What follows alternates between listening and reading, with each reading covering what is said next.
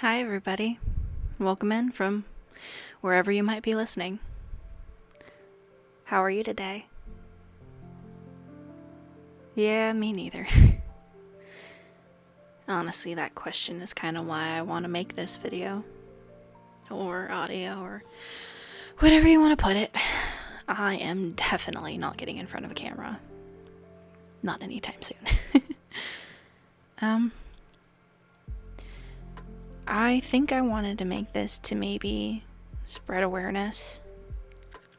I have never seen a channel or podcast or even, I don't know, I've just never seen anything like this. I've never seen anyone who could explain depression in the way that I want to try to explain it. I hear them talking about it and things to cope and the, average symptoms and you might feel fatigued or all the other BS that Big Pharma wants to put out there just to get you to take all their drugs and not do what you need to do. Or, I'm not saying that therapists are bad or counselors or whatever, but it's just another lump sum. It's always just another lump sum, anything to make you feel better. But I've never seen people actually go into how it feels. Because how it feels is a lot different than symptoms. Or at least that's my experience with it. I was recently asked by my mother to take on a new client. Me and her are both in the mental health field right now. My role isn't super big. It's honestly just a glorified babysitter, but I'm trying to get to a place where I can actually help people. Maybe one day, but for now, this is where I'm at. I just started, but she thinks I would connect great with this one kid, and honestly, everything I've heard about him is he's just like me when I was his age. He has a couple more, how do I put this, struggles than I did. Like he's not neurotypical. Not saying that I am, but I am not considered to be autistic, and I technically don't have any stimulating disorders or anything, but she thought me and him would get along great. Because he's just like me. The only difference is he doesn't act on any of his threats. I didn't make threats, I just did them. Not saying that that's great. Not saying that's something to look forward to. Or not even something that he might want to talk about. It's not necessarily something I like talking about. But here we are. Maybe this will help. Anyway, back to the little intro. She had a client that she wanted me to see, who she thought I would get along great with, and her big reason for that she didn't want to do this role, she wanted me to, was, quote unquote, I understand what it's like being the parent. I know how to talk to parents and how they feel from a parent's standpoint. I don't know what it feels like as a child to be going through these things. Not in the way that you do. And that's saying a lot coming from her. When she was my age, she had already had me, a previous miscarriage, and right before I was conceived, she was a heavy meth addict. Keep in mind, I'm only 18. I just turned 18 this December. This is a brand new year, 2023. Welcome all. Or at least that's what most people say. But I really don't know what to call this channel. Maybe we'll call it This is Depression. Maybe we'll call it this is what it's like. Maybe this can just be a space for me and you to just sit here and listen to me ramble all day long. Okay, maybe not all day. I don't think I can pull stories out of my butt for this long, but we'll see. I've made much more magical things happen in the past. No, like I said, I think I would like to do this to not only get my feelings out on the table and heard, not saying that they're going to be validated or anything, but maybe I could help other people like my mom, who doesn't necessarily know what it's like, and maybe I could connect with other kids like I was. Maybe the one thing I guess I would tell everybody is that it's okay. That even though it sucks now and you're in a lot of pain, it gets better eventually. And yes, it does take a lot of time. For me, it'll be 4 years this July. But I'm still not over it. I still think about it all the time. I still think of ways, just kind of floating around in the back of my mind. Or some things kind of trigger my whirlpool of a thought process. Like earlier today, during my training and stuff, we had to go over the Colombian suicide rate, or whatever. What the hell is it called? I think it's CRSSR. I honestly can't remember. But if you know what it is, you know what it is. It's a rating chart that therapists and other mental health people might ask you if they think you're at risk of suicide. But I had to go over it, and to learn to do the role that I have to do is you have to learn about every single form there is, and they all ask the same questions. Have you ever thought about dying? Have you ever wanted to die? Have you ever thought about just going to sleep and never waking up again? Have you made plans? Have you thought of ways to do it? Have you ever acted upon those thoughts? And I will say it was kind of hard to get through. It was a 45-minute long session that it was kind of hard to listen to for me, because technically I would be at high risk. But it's been 4 years. And I know I would never do that. But I didn't always know. That wasn't always the intention. It's just sad to see, even though now, being this far and seeing how far I've come from where I used to be, knowing that I would still be a high-risk candidate. And that's sad.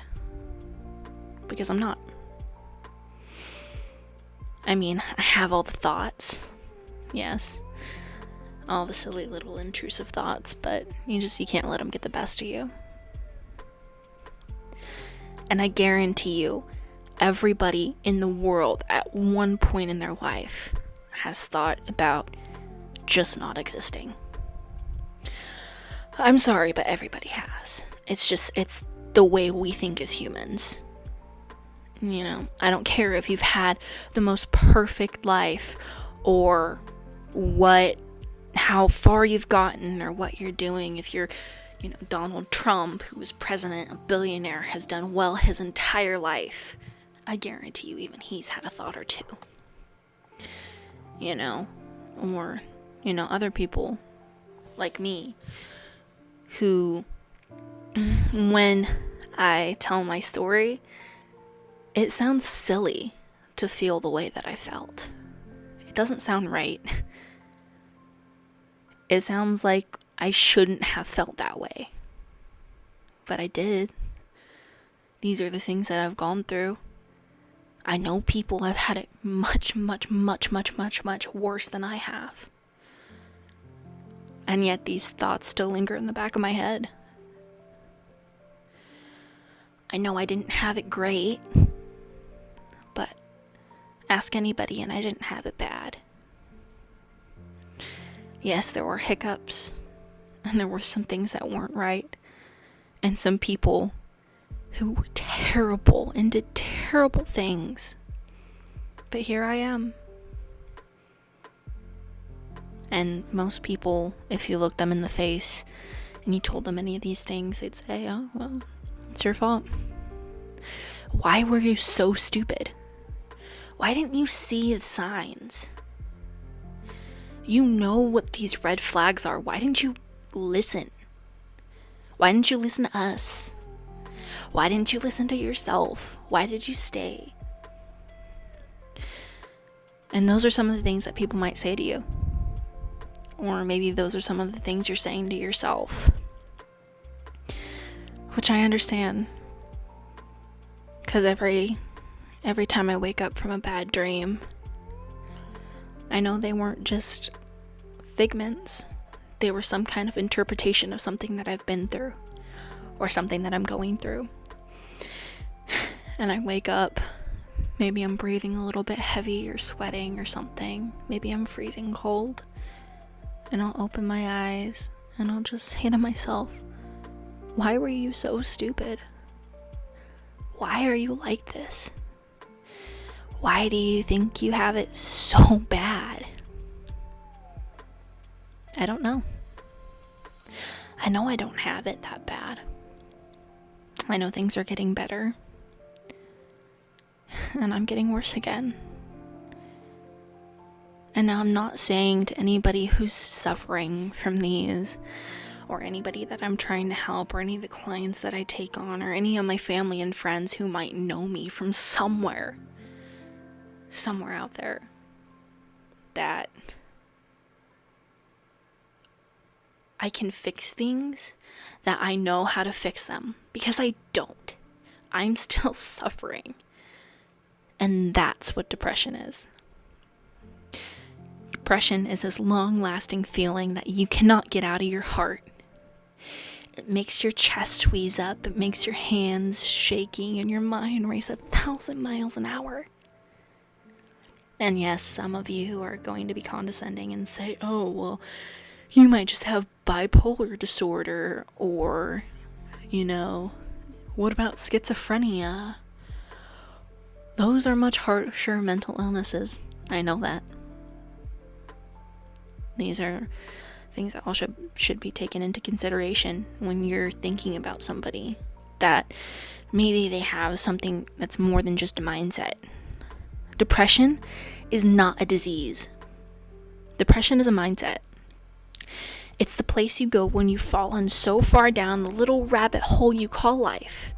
You've hit the floor and you can't find the ladder. That's depression. And when you do find the ladder, it's gonna be hard. It's gonna be so hard. Because it's not like you can just climb up it. Half those little steppy thingies on the ladder are broken. Or about to break. Or maybe they crumble from underneath your own weight. Or maybe you grab onto one and you tug too hard and it falls back down to the bottom. Maybe somebody at the very top pushes the ladder over and you fall right back down. Maybe you can't find the strength to get back on that ladder. Right now, I'm in the point of my life where I've gotten so far on that ladder. I thought I was seeing the very top. And then life, sitting maybe 2 or 3 more climbs away, took the very top and pushed it back over. I don't know why I'm getting worse. I was doing so well. But there are just some feelings that you can't get out of your chest. Some things you just can't stop thinking about. And it's not fair.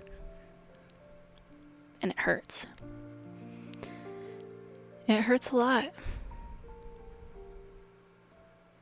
I don't know why I thought this was a good idea.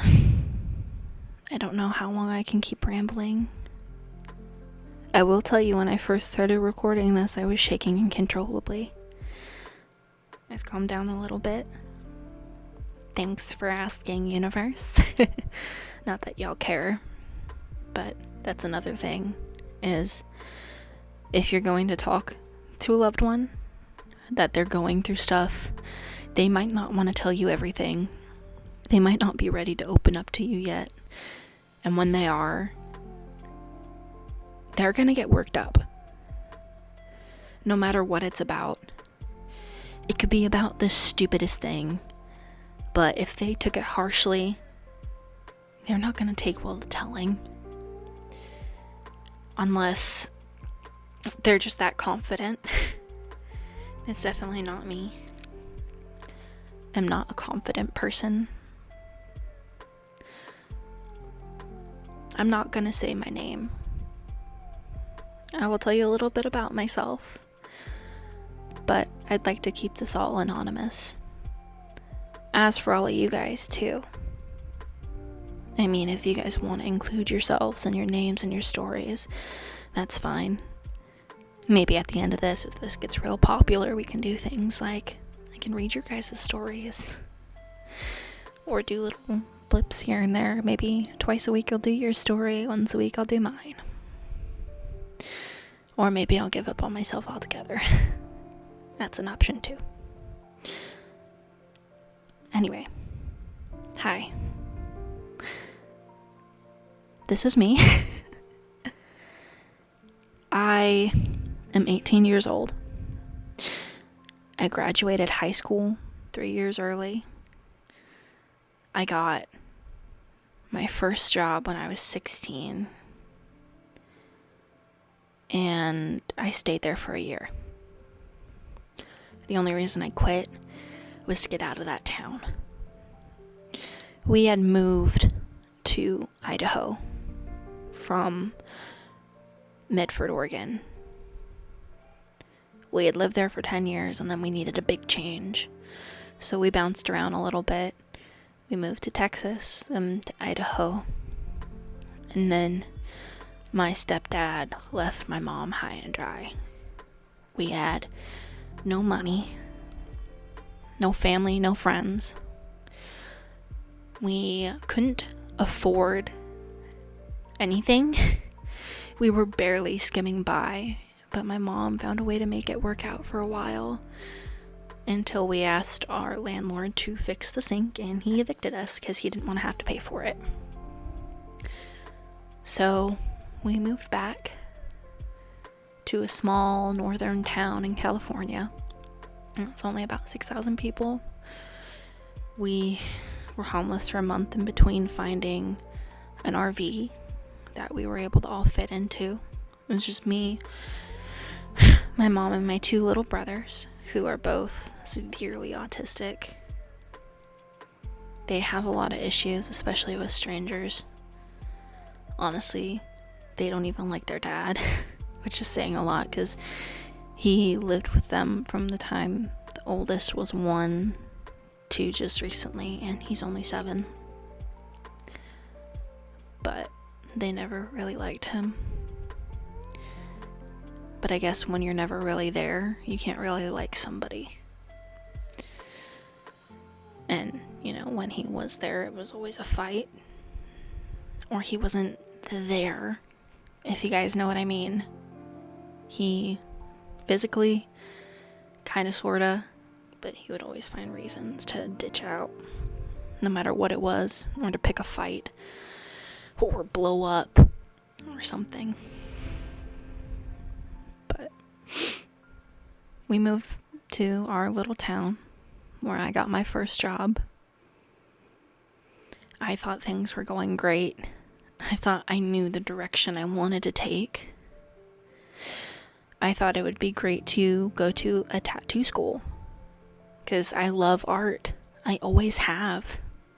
It's always been my thing. But Then I was thinking about it, and it was a lot of money. It was $12,000 just to go to school. Keep in mind that you did get fully certified and it only took 9 months, I think, or a year. And back then, I did not know it took 5 years for a normal tattoo apprenticeship. Keep that in mind, all my fellow artists. But that's where I thought I wanted to go. And then that didn't work out. And I had the bright idea to go back to Idaho, the last place I felt like I belong, away from all those monsters who I grew up with. All those people in my life that took me down, who keep trying and trying and trying and trying to do it again. And I didn't surround myself with great people either. At work, my friends weren't my friends. And there's this one person I'll talk about later who I thought was just a great idea. I thought he was the only person who would ever love me. I thought he did love me. I met him when I was 16. And things progressed after my 17th birthday. I want to say it was only a couple months after.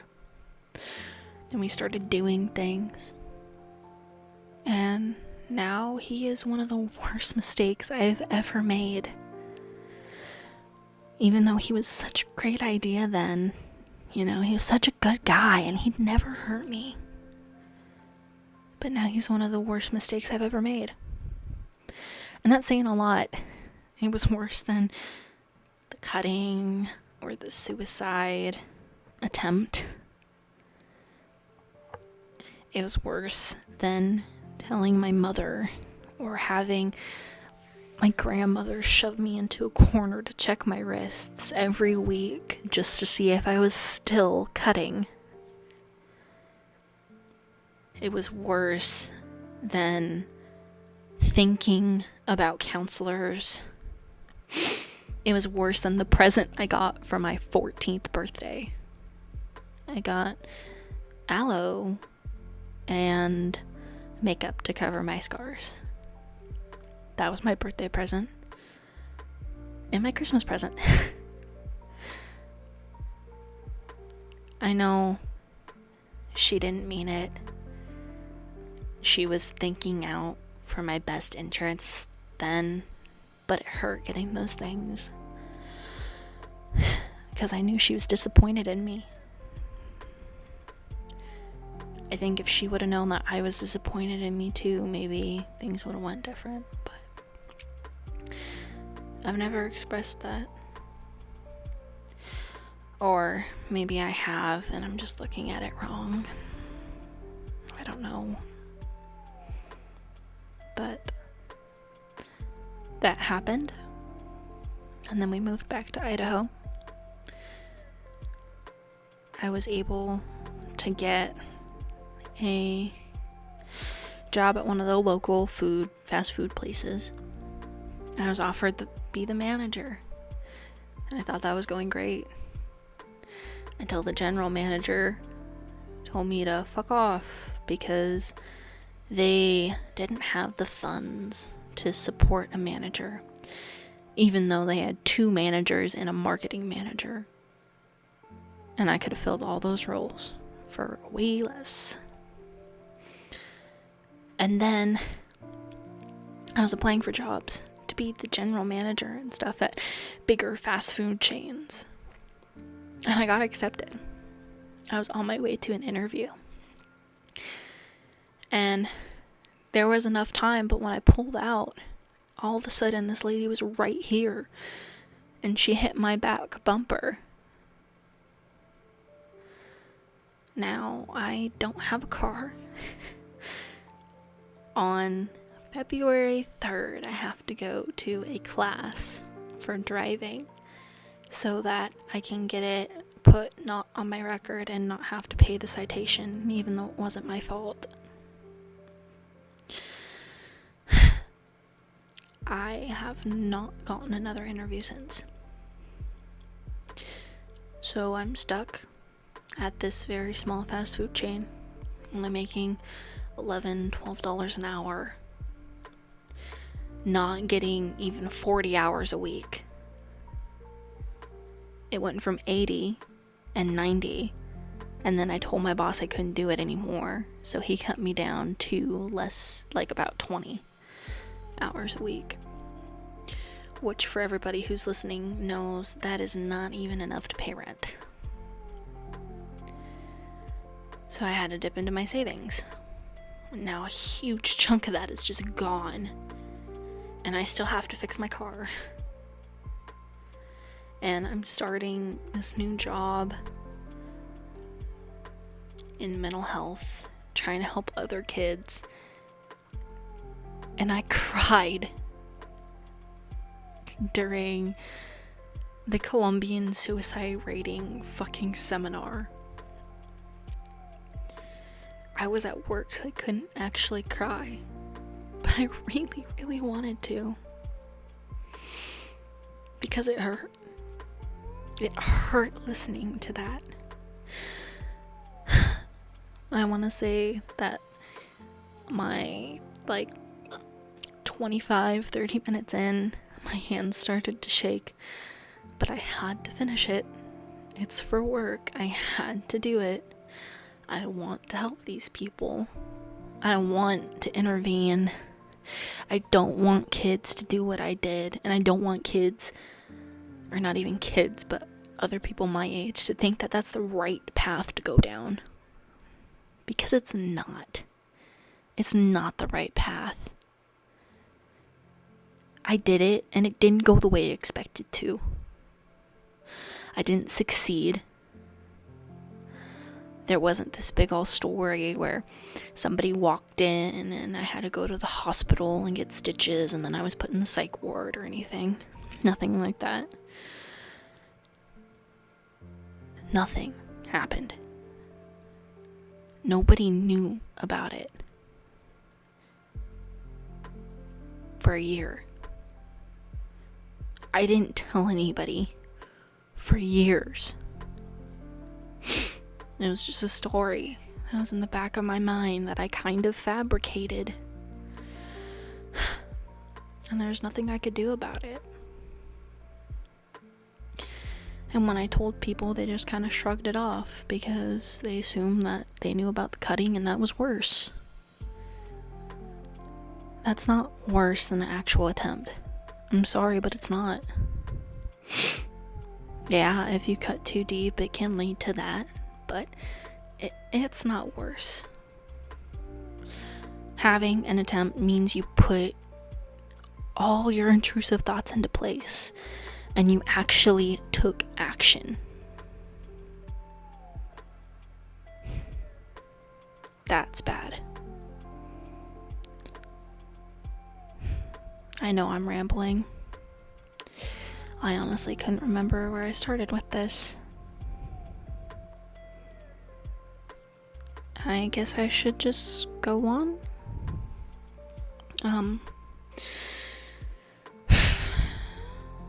Well, I guess I can tell you about my attempt. I was 13.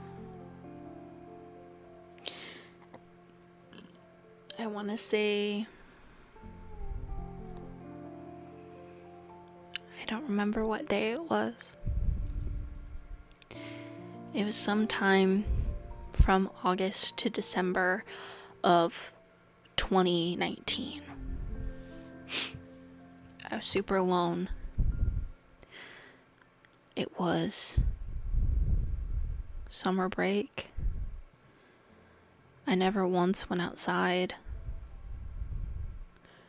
And when I did go back to school, I came in with a new look. You know, all black. Always wore sleeves. Never showed my arm. But that day, I was alone. And I thought I was truly alone at that point. And I still feel like I was. I woke up to see my grandmother was gone. I lived with her at the time to get away from my stepdad, because me and him did not get along at all. But she was much, much worse monster than he could ever thought about being. He didn't have the skill or the time that she did. She's had 50 years of practice. But I woke up around noon, being the little depressed bean that I was. And I woke up to find nobody in the house. Everybody was gone. I assumed she was at the store or with her favorite daughter, Autumn.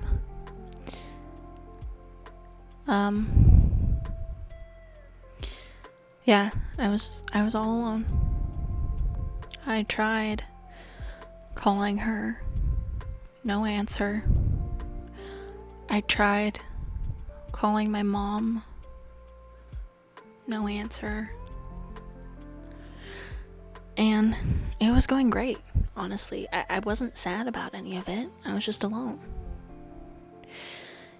I had time. I made myself breakfast. I remember making myself a over medium egg with toast and oatmeal. And I even put frozen blueberries in it. And I thought I was doing fantastic. I had a huge cup of water, which I never drank water back then. I had ambition. I was working on my book. I felt great. I was listening to music, rocking out. And then she came home. Probably around 3-ish. And the first thing I heard when she walked in the door was, "What the f***?" Because I did not have the house 100% tidy. You know, the bed wasn't made, the dishes weren't done.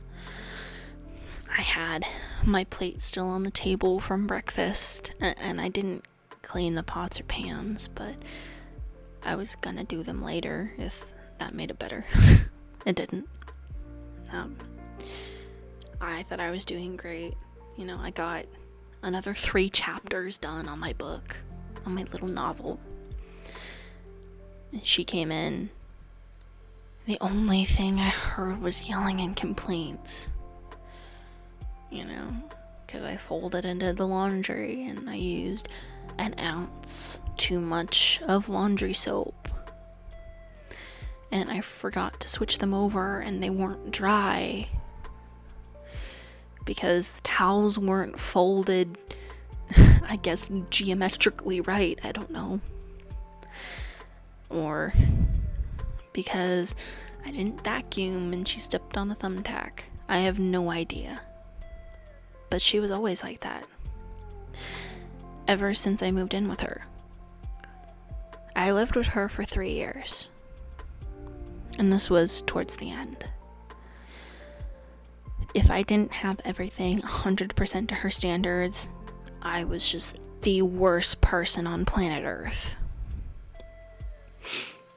But that day it really got to me.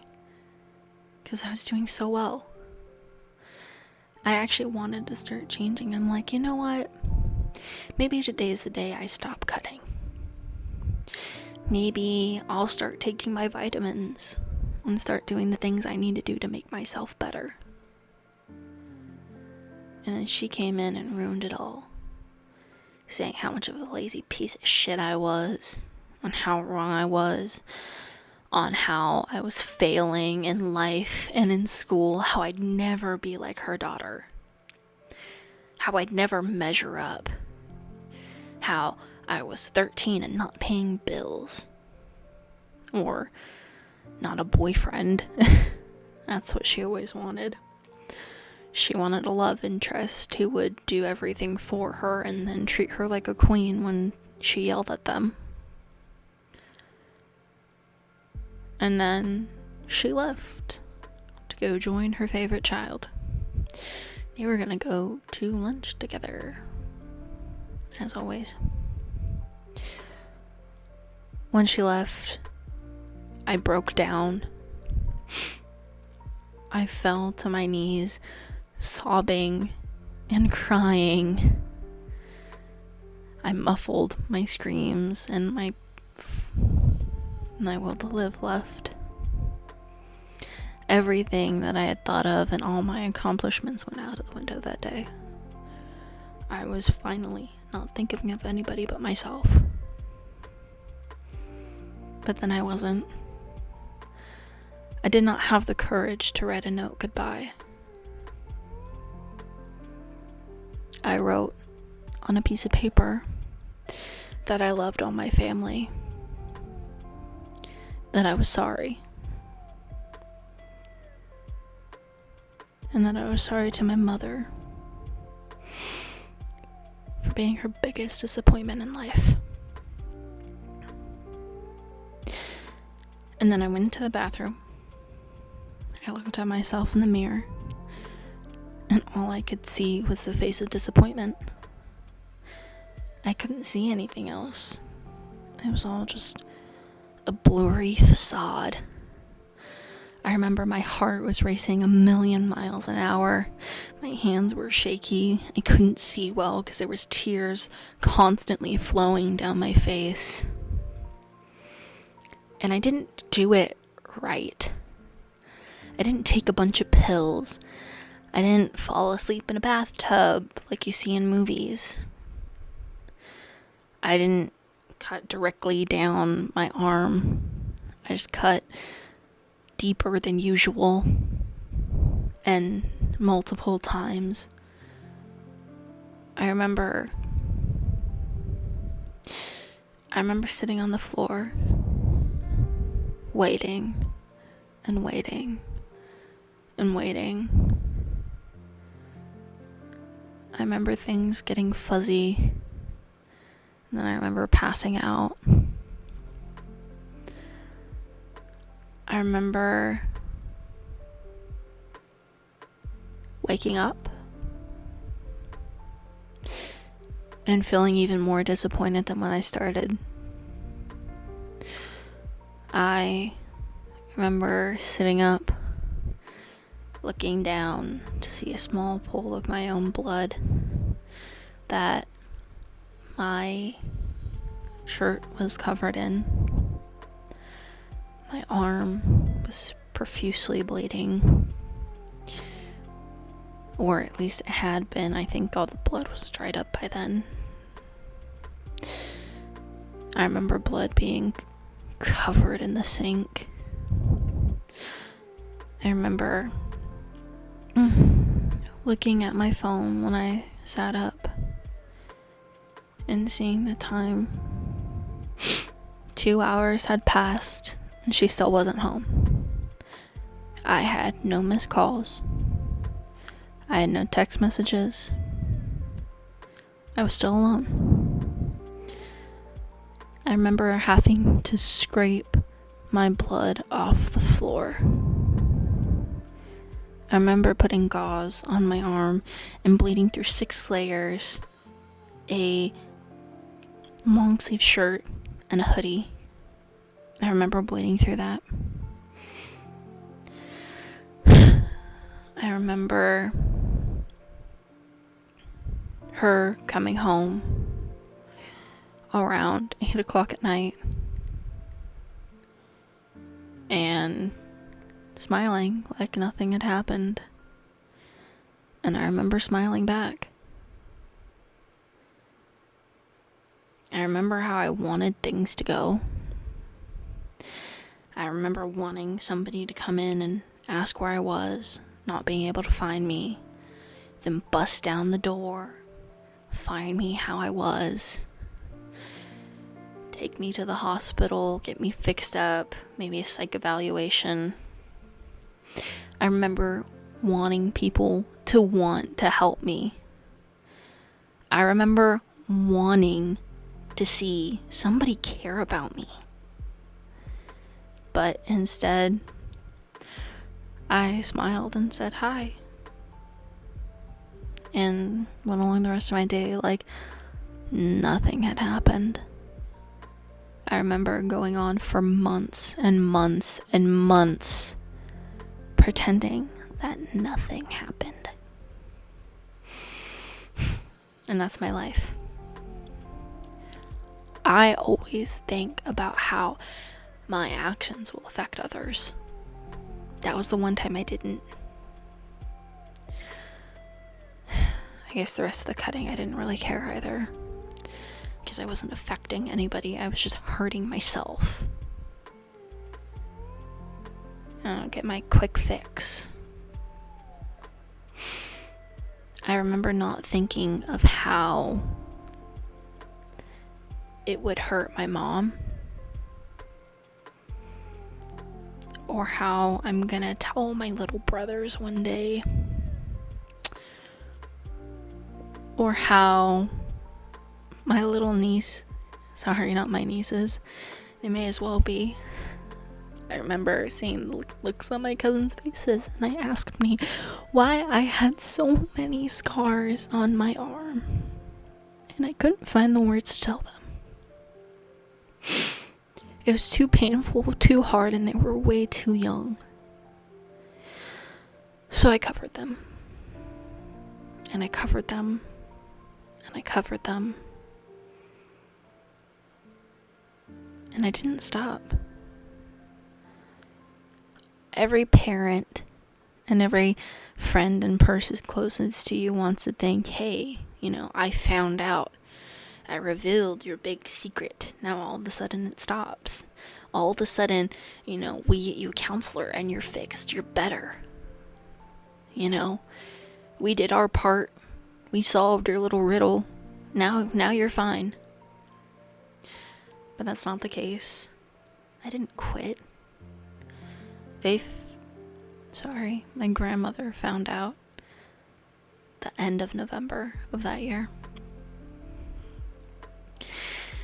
And I didn't stop until July of 2019.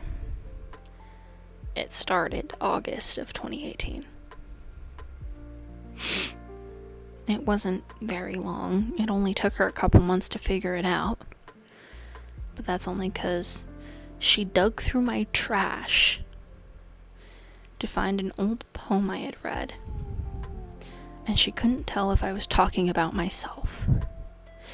So she came in my room, pretended to be nice, and then ripped my sweater off to find my scars. I remember her taking us to the room. We sat on the bed. She cried.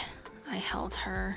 And then she went on to say, oh yeah, I know what it's like. I tried committing suicide once too.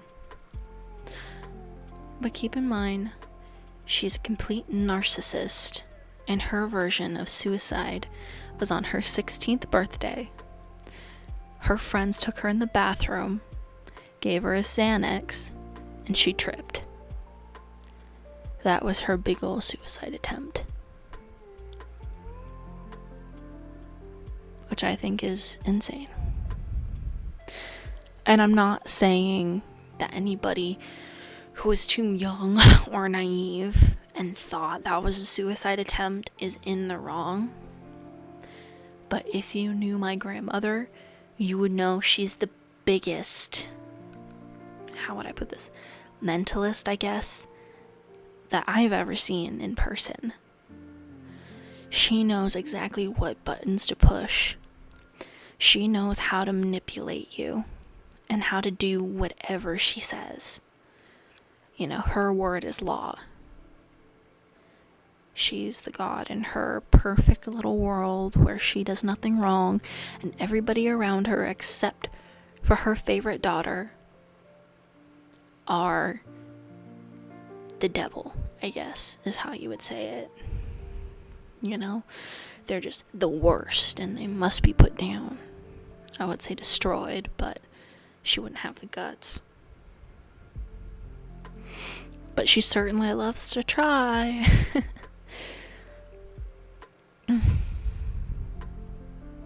This feels better. I know this might not be helping other people right now. And I know these are just the things that I'm feeling and the things that I've went through. But I hope this gives you guys a little bit of insight of maybe how our minds work. I don't know if everybody's like me. I don't know if everybody has been through what I have, or I know plenty of people have been through more. And I know a lot of people with depression have been through less. But I hope for all the mothers out there who don't know why their kids cut, or why they tried to commit suicide, or why they're anxious all the time, or why they need counselors, or why they need help, or why they don't talk to you anymore. I hope this gives a little bit of insight. I hope this maybe helps the kids that are going through all these things understand that you are not alone, that I am right here beside you, and that it will get better eventually. I don't want that to be something that brings you guys down, the eventually. I don't want that to be your cause of, well, if it only happens eventually, why should I stop now? I want you to stop. I want all of you to get better. I want you to experience one thing in your life that brings you true joy and happiness. And I hope this helps you. I do plan on making more of these, because I have a lot more that I want to say. But I can't put them into words right now. I hope you understand. If I don't see you tomorrow, then I'll see you some other day. Good night, good morning, and goodbye.